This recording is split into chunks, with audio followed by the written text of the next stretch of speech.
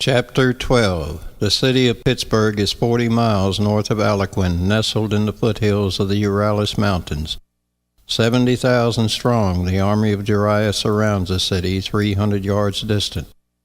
Jason faces the eastern gate of the city, Alan and Mordic to his right and Aliana to his left. Their Cantera snort and paw the ground. Jason turns to Mordic. You are certain your messengers got word to Alexander of our demands and what will happen if they are not met? Yes, though only one of them returned. Alexander is a vicious tyrant. The ears of the two messengers that have returned without their owners will attest to that.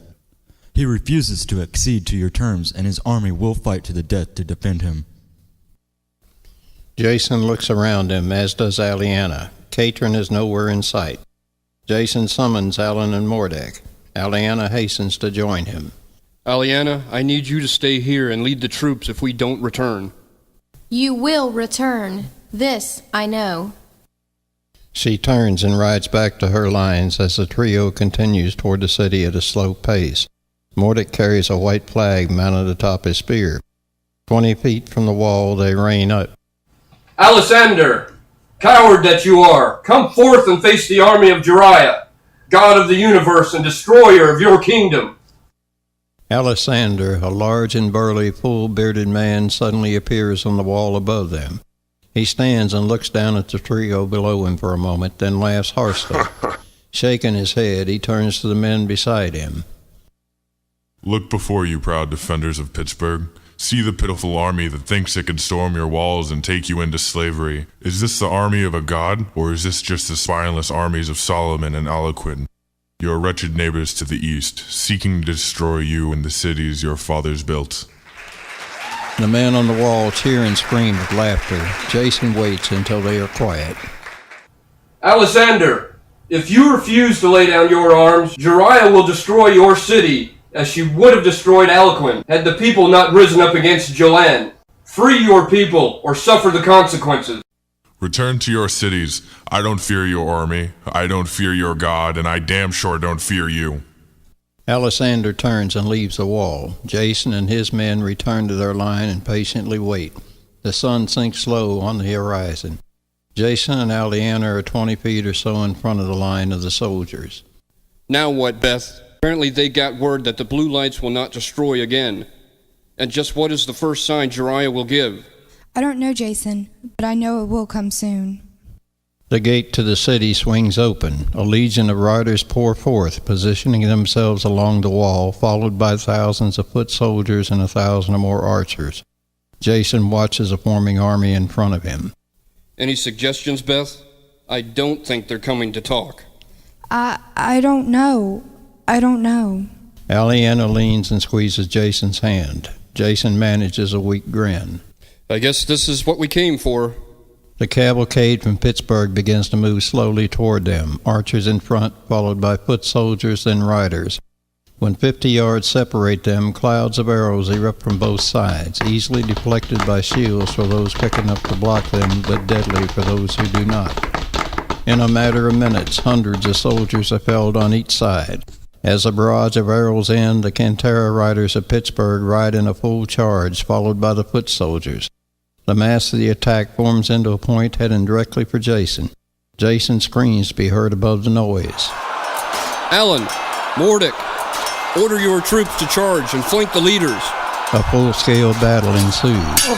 Jason parries the thrust of one swordsman, then drives his sword deep into the rider's throat, withdrawing it with only a split second to spare to fend off another attacking from the side. On and on the minutes drag as the screams of dying men fill the air.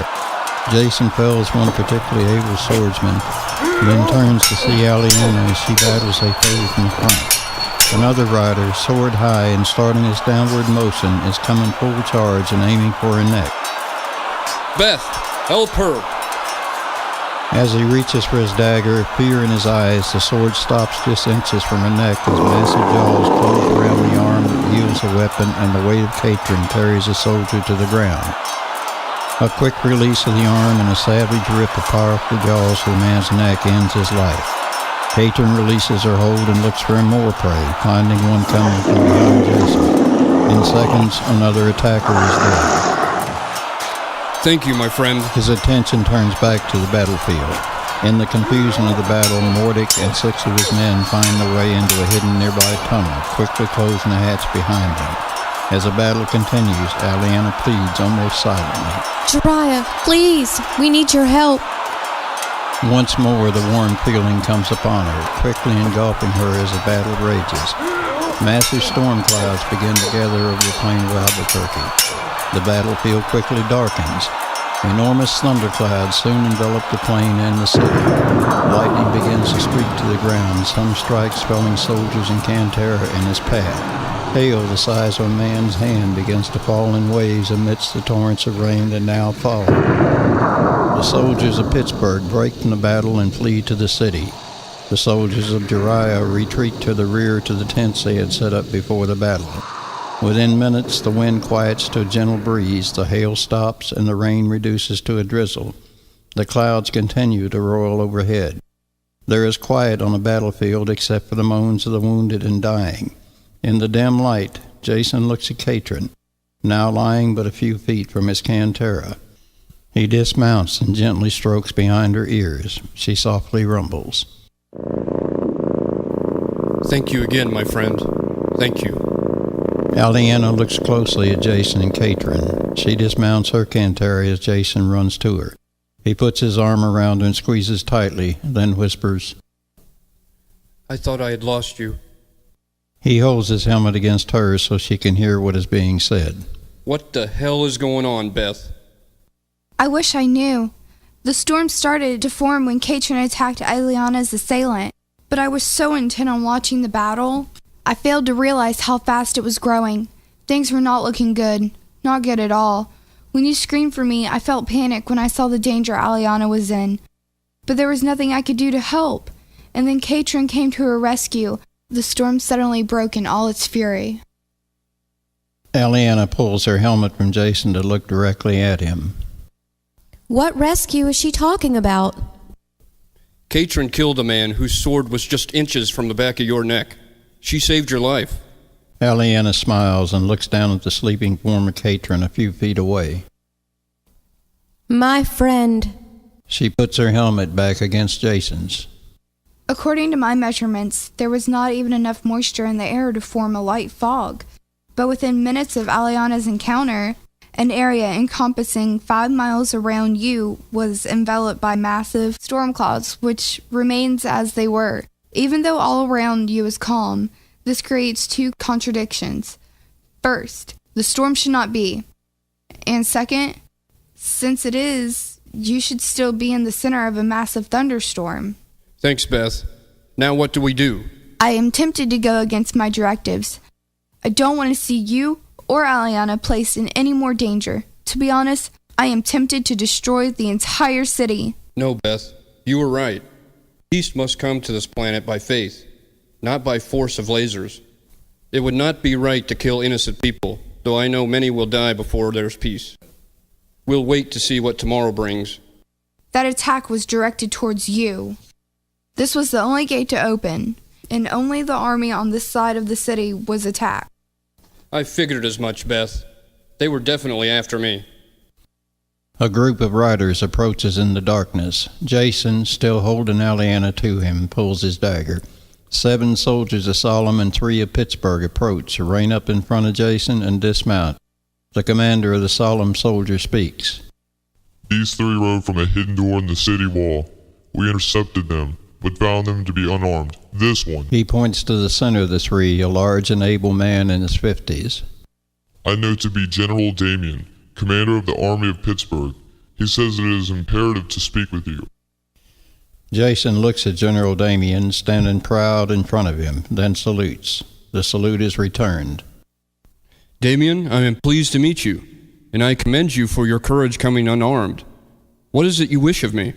For 40 years I have served the Army of Pittsburgh. The first 30 were peaceful, so to speak. Pittsburgh was not a warring city, and only on 6 occasions in those 30 years was our army called into battle, and then only to defend our city walls. Damien pauses for a moment, looks down and shakes his head in sadness, then returns his eyes to Jason. The peaceful times ended 10 years ago when Alexander succeeded his father. Alexander is a cruel and vicious man. He is not satisfied with dominating his own people. He has always wanted more. And like other tyrants on Terratoo, he has never realized the futility of waging war. In 17 full-scale attacks against our neighbors, we have succeeded only once. That was against San Francisco, which we defeated 4 years ago after a 6-month siege and the loss of over 8,000 good soldiers. But even though Alexander now rules both cities, he cannot be in both places at once, and San Francisco is in constant rebellion. Damien pauses for a moment and looks inquisitively into the eerie sky, then continues. I am an honorable man. I retain my position because of my people. If I were to step down, they would be at the mercies of Alexander and the murderous commanders at his disposal. Some of the atrocities committed by Alexander would make your skin crawl. 2 months ago, 17 men, their wives, and 51 children were burned to death in a public square just because an aide convinced Alexander they were plotting against him. I tried to stop him. I begged him, but he was a man possessed. I know he would have killed me for my insolence, had he not feared my men would revolt if he did. Last week, a messenger from Alcuin arrived. He told Alexander that your god would never again use the devastating force she used on Alcuin. Alexander ordered the attack against you. He said you were to be killed, regardless of the cost, because you are the only real threat to the city. Damien pauses again and once more looks to the sky. Cloud to cloud lightning begins to intermittently light the ground. You would have lost this battle as many more forces were preparing to leave the city. Then the storm came. I have never seen a storm develop so quickly, and I have never seen one so deadly. I ask of you, prophet of Jeriah, what do you want of our city? What will you do if I can force the surrender of the city? The army of Jeriah will not set foot through the gates. A temporary government will be installed and free elections held as soon as possible. The citizens of Pittsburgh will decide who will govern them. Each citizen will be guaranteed rights that the government will never be able to take away. Your army, possibly with you in the lead, will be asked to join us in combating the remaining tyrants of Terratoo, until all cities are governed by one form of government and all the people are free to live in peace. When this is done, the walls of every city will be torn down and the military will be dismantled. Then a new city will be built, one to house the elected representatives of the other 10 who will ensure the peace prevails on Terratoo. A broad smile comes on Damien's face. And what of Alexander? He and his family and allies will be taken to a land far away. They will be given ample supplies to last a long time, but will have to fend for themselves after that. The same will happen to the other tyrants of Terratoo. They cannot be allowed to remain among you. And the storm? Jason looks at the sky, then turns back to Damien. When you deliver Alexander to me, Jeriah will clear the skies and return the sun. By the time the sun rises tomorrow, I will deliver Alexander to you. Damien and his men mount their cantera and turn to leave. Jason calls after him. Who brought the message to Alexander? Damien stops for a moment to answer. Mordec's top general. Later, Jason and Aliena sit in a tent lit by a campfire. Katrin lies sleeping by the door. I hate to ask, but to see you almost die today was more than I can bear. If it weren't for Katrin, you would be dead, and I would have no reason to live. Please, don't ask. I am a soldier. I know, but... No buts. When we must again go to battle, will you stay safely in the rear and let me lead the soldiers? Of course not. Why not? Aliena smiles. Because I could not allow you to be placed in danger while I sit safely out of the way, not knowing if you are dead or alive. Aliena's smile broadens. Then surely, my love, you will not ask me to put myself in the same position? She pulls his lips to hers and a passionate kiss follows, becoming more passionate with each passing second. Aliena breaks the embrace, then caresses his face with her hands. Jason, please. The love that grows in you cannot be stronger than that in me, for no one could love another more than I love you. But we must wait. Her eyes beg for understanding. Soon, with Beth's help and Jeriah's help, Terratoo will live in peace. When that time comes, you and I will become as one. I will go with you wherever you please. I will be a part of you for as long as you want me. Jason kisses her on one eyelid and then the other. I will always want you, but why must we wait? We can return to Solemn when this battle is over and have your father marry us. We can't, Jason. I took a solemn oath not to wed until there's lasting peace on Terratoo. I cannot break that oath. Please understand. Jason looks at her for long seconds and smiles and kisses her lightly on the lips. If that is what is needed, then that's what we will do. If I must face every governor and every king in hand-to-hand combat, so be it. Nothing will stand between us. Aliena smiles and wraps her arms around his neck. Thank you. Thank you for understanding. Aliena and Jason talk well into the night. They are from two different worlds but have so much in common. Earth in the 22nd century, with its teeming billions of people, made each individual feel almost as lone as Aliena had been growing up in the forest of Trian. She listens in wonder as Jason describes buildings that reach to the skies and the vehicles that moved around the cities in minutes. At first, she thinks he might miss his home, but as he talks, she becomes aware of his contempt for the life he had left behind. This is his night to talk, and she is content to listen and learn all about the strange man that has won her heart. Some time later, Jason finds Aliena asleep in his arms. He takes a bracelet Beth had given him from his wrist and gently places it on hers, then falls asleep. Hours later, he is awakened from a dream-filled sleep by the voice of Alan. Riders have left the city! Jason and Aliena grab their weapons and leave the tent to join Alan on the front line. In the near darkness, Jason sees Damien leading a group of 20 or more riders. Several of the riders have their arms tied behind their backs. The group halts when they are several feet from Jason. Damien and Jason exchange salutes. As I promised, I bring you Alexander and 7 of his closest henchmen. They chose to stand with him and fight, as did a dozen others that no longer breathe. A broad smile crosses Jason's face. You're a man of your word. I know you will be of great value in bringing peace to Terratoo. I have kept my word. Now will you keep yours? Will you clear the skies? As the words leave his mouth, the clouds disappear as rapidly as they had formed. Within minutes, the skies are clear. A brief moment of confusion follows as men struggle to shield their eyes from the sudden change from the almost dark to full sunlight. Alexander sneers. I don't fear you, and I don't fear your God. How you convinced these lepers to rebel against me, I do not know, but I do know you will die a slow and agonizing death. Jason looks at him with disgust. The only death you witness may be your very own. Alexander again sneers. Even now, my messenger will be at San Francisco to rally my army there. By midday, they will be marching to destroy you. Damien interrupts with a mocking laugh. Ha! Suffer your fate, son of a Zephyr.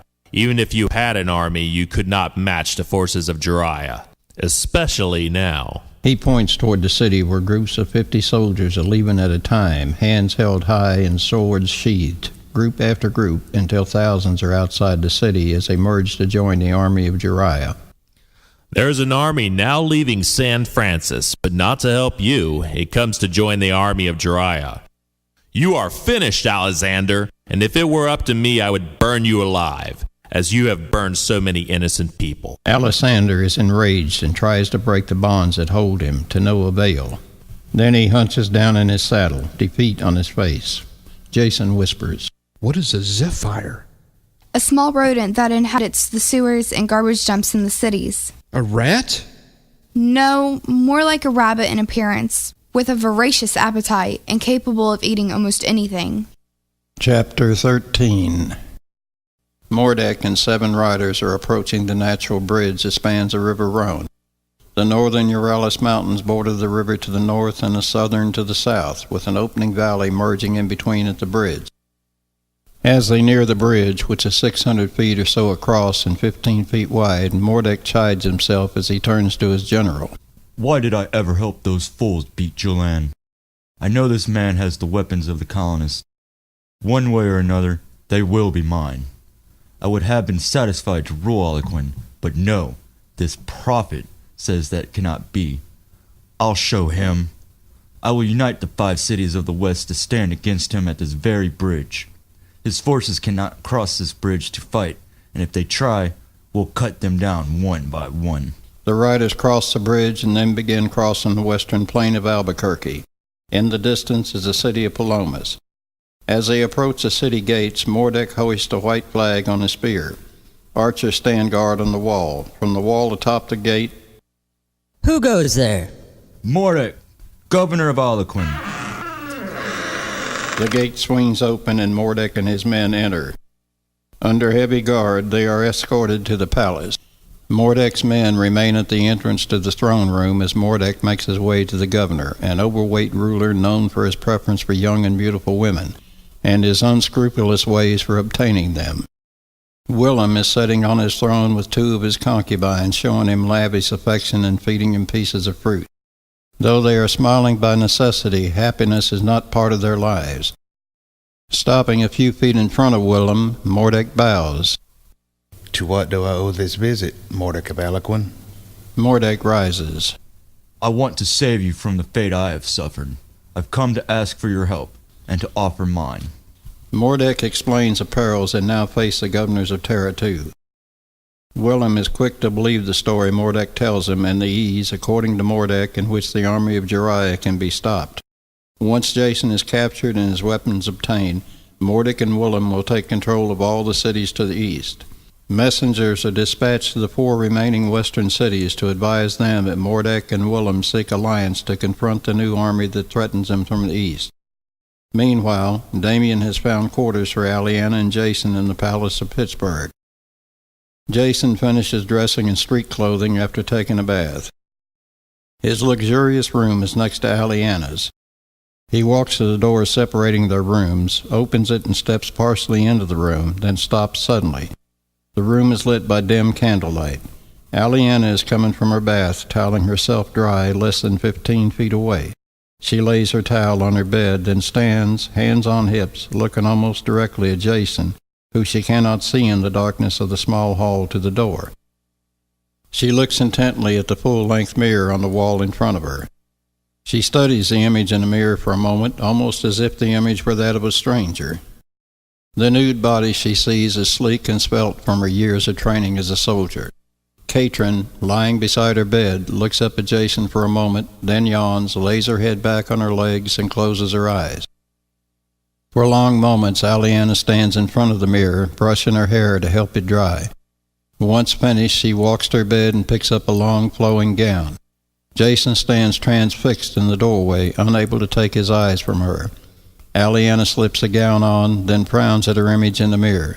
She has never worn a gown and wonders if Jason could possibly be pleased if he were looking at the image he sees.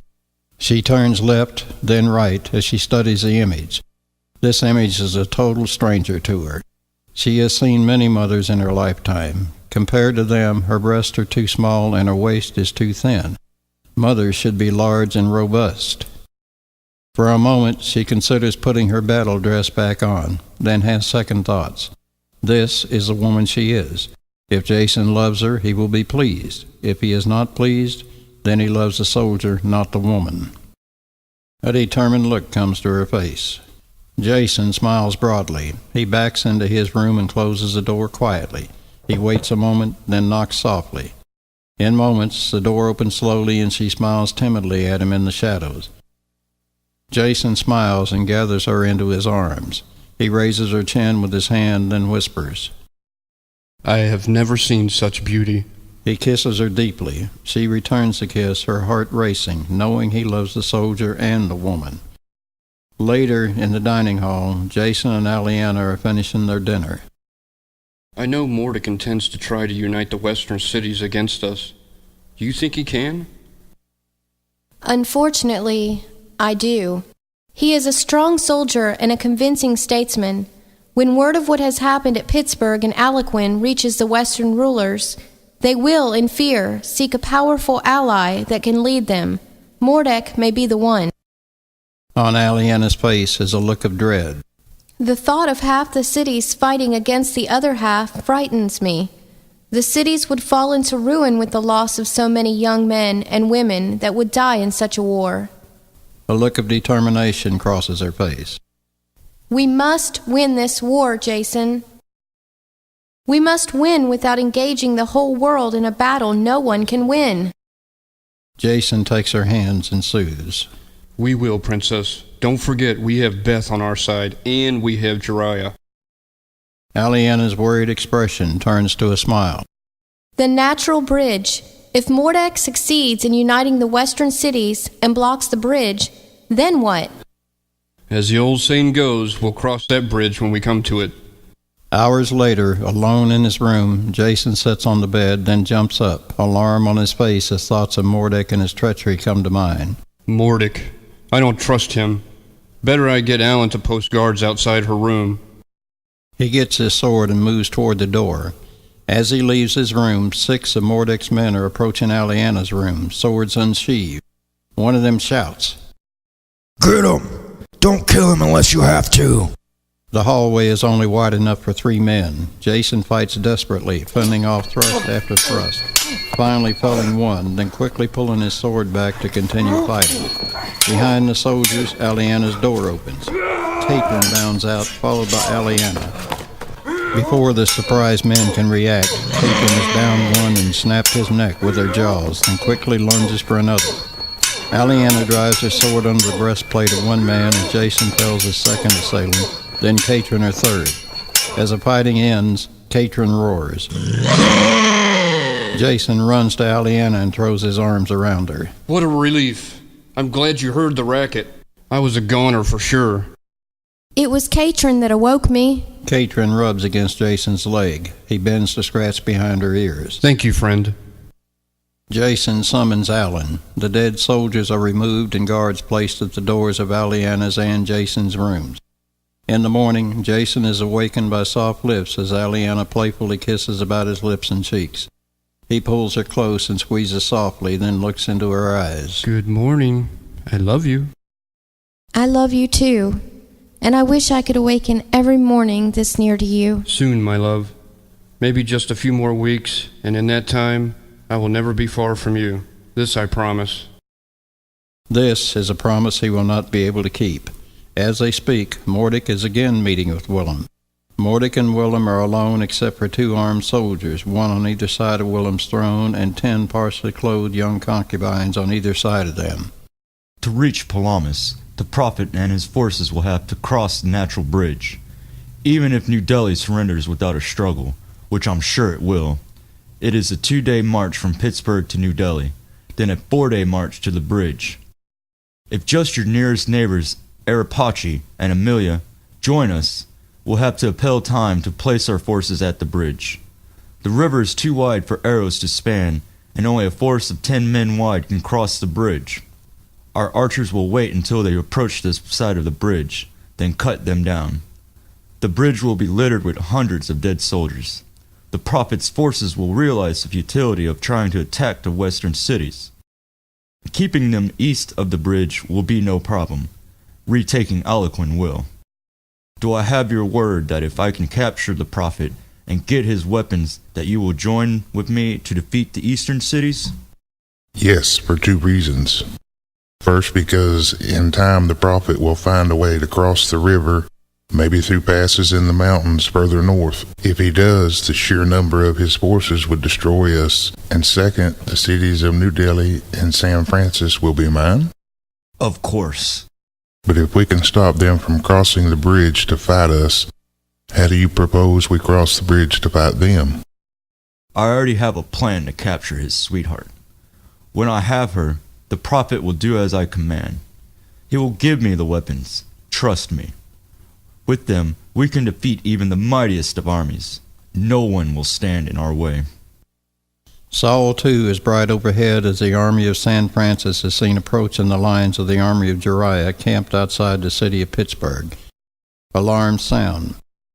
Jason, atop the city wall, sees the white flag carried by the leader of the approaching army. The army halts several hundred yards behind the line. Jason calls for Damien, Allen, and Aliana to follow him. Mounting Cantera, they ride from the city and through the lines of the army of Jeriah, stopping a few 100 feet in front of the bearer of the white flag. The flag carrier, wearing the battle dress of an officer, dismounts and orders his troops to do the same. He approaches Jason, stopping a few feet in front of him. He salutes, as does Damien. Jason returns the salute. I am Joan, once second in command to Damien of Pittsburgh, and now commander of the army of San Francis. Joanne looks to Damien and nods. Damien smiles and returns the nod. Damien has sent word of what has happened in Pittsburgh. I have come to join my forces with yours. You fight for just cause, one worthy of the support of good and able men and women. Welcome, Joan. I bid you join us. Damien will once more be your commander, but you will lead your own men in what lies ahead of us. We leave in the morning for the city of New Delhi. Tonight your soldiers camp with ours, outside the city walls. There is not enough room in the city to house such a massive army as we have accumulated. I understand. My men are used to rituals and warfare. We are fully armed and fully stocked with supplies. We will wait for your orders. Jason again salutes. He and Aliana mount and return to the city. Damien and Alan remain. 2 days later, the army of Jeriah, now numbering over 100,000, nears the city of New Delhi. Soon they encircle it. Jason and the lead element stop a few 100 yards from the eastern gate. A group of 10 riders leave the city and ride toward them. They ride in haste. Jason sits quietly, Aliana, Alan, and Damien by his side. Katrin paces nervously in front of them. It's Gilbert, governor of New Delhi. The riders stop a few feet in front of Jason. Gilbert salutes. Your fame moves before you, prophet. If your God is as powerful as it is said, you know that I am the elected governor of New Delhi. I rule because the people have chosen me, and should they so choose, I will step down this very day. Of all the cities on Terratoo, this is the most democratic in nature. Gilbert is a good man. He will be a powerful ally. We have not come to conquer your city. We have come to ask for your help in bringing peace to Terratoo. You may retain temporary rule. When the western cities are freed, each city will hold a democratic election. If they choose you, you will continue to rule. If not, you must step down. Gilbert smiles. I have no problem with that. Jason returns the smile and points to Damien, then Alan. These are commanders, Damien and Alan. If you will have your commanders meet with them, they can iron out all the details that we must accomplish. End chapter 13.